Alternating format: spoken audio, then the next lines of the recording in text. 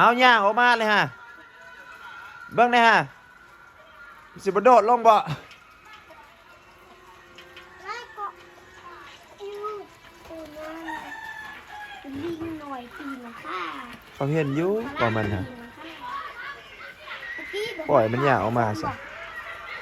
ตะกี้บอกมันป่าจะ เด้อ ป่า เราก็เห็นอยู่นี่โอ้ยเป็นลูกหลานเขาสิบ่กล้าเลยเขา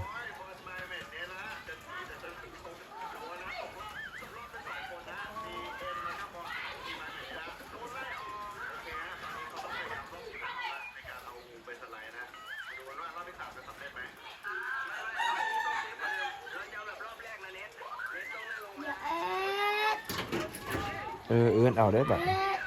แล้วบาดเด้อโอ้ย ตกแต่ เมื่อกี้นี่ก็มีคนอยู่หั่นปล่อยมันลุกยางออก แต่น้ำมันจะก็ให้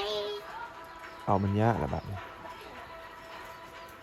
ร้อยสุดกดกินไปเลยให้ยังหนึ่ง คนอยู่ลุ่มก็เห็นเพิ่นก็ปล่อยเลยเด้ ไปอุ่นหรอบอก บริยานนะท่านเขาสบายเลยไต่หลังคาโอ้